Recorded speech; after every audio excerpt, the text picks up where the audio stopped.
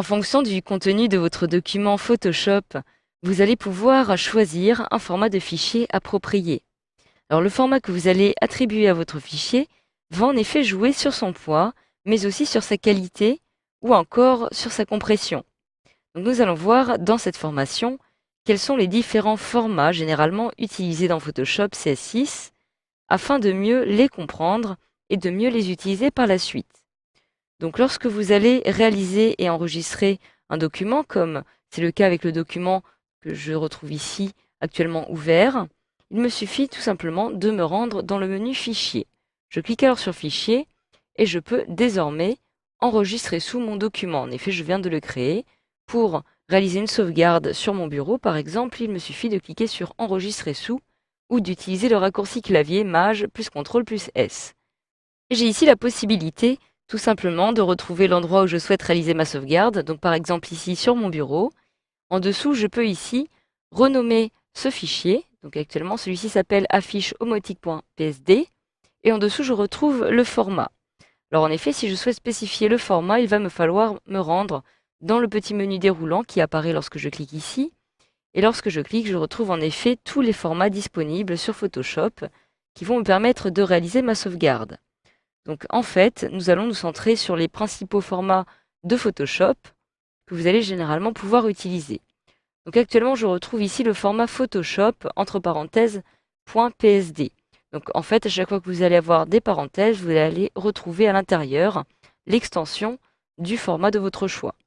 Donc le format Photoshop, qu'est-ce que c'est? C'est en fait le format Photoshop par défaut qui va s'appliquer à chaque fois que vous allez disposer d'un calque. Il s'agit en effet d'un format sans compression qui va donc conserver toutes les étapes de votre travail.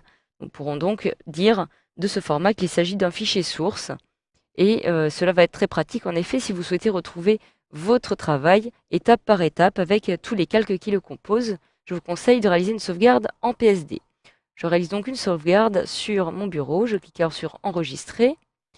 Je conserve la petite case maximiser la compatibilité afin d'éviter qu'il y ait de problèmes par la suite concernant les différentes versions de Photoshop et je clique alors sur OK pour valider.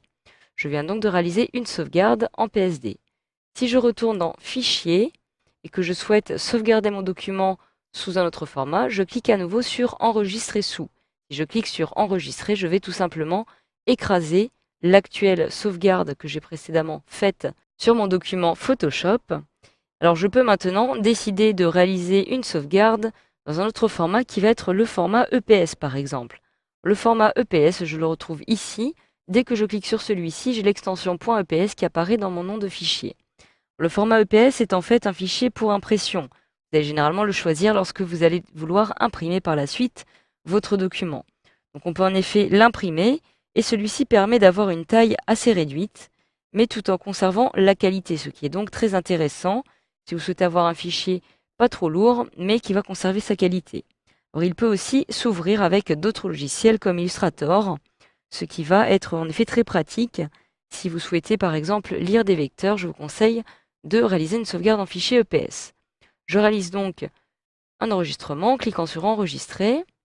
J'ai ici différentes options qui me sont demandées, donc par exemple avec quel format je souhaite utiliser pour lire l'aperçu. Donc j'ai ici le formatif par exemple, que je conserve en cliquant sur OK. Alors, le formatif est aussi un format pour impression que vous allez utiliser pour imprimer vos documents. Si je retourne ici dans Enregistrer sous, je vais retrouver le formatif qui se trouve ici. Et celui-ci va vous permettre de conserver les calques comme un PSD ou encore de les aplatir.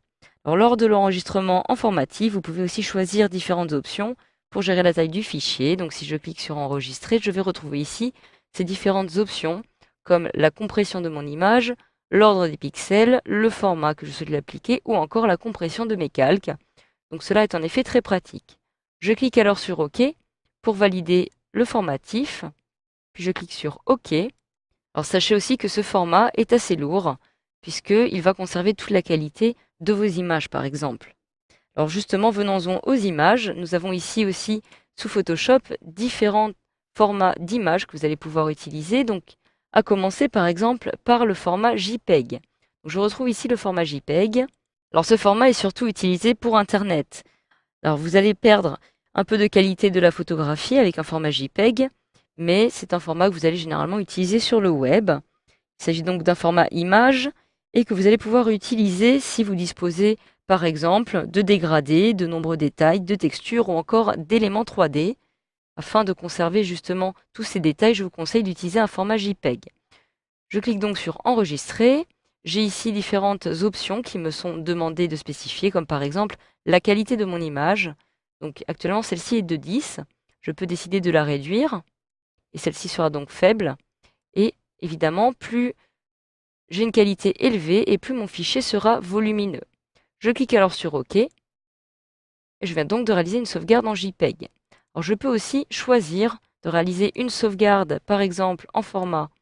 Alors le format PNG va lui vous permettre de conserver les transparences. Donc admettons par exemple que vous disposez d'une image que vous avez précédemment détourée.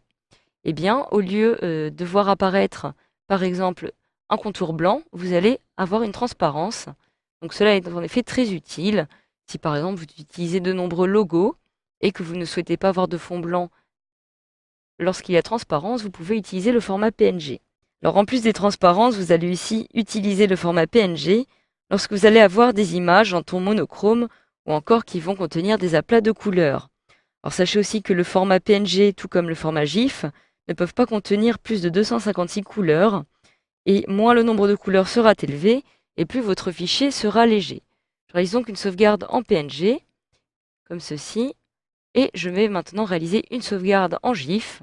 Donc je retrouve le format GIF directement ici, et le format GIF est lui le format par excellence pour le web. Il s'agit en fait d'un fichier beaucoup moins lourd que le JPEG, et c'est donc pour cela qu'il est plutôt utilisé.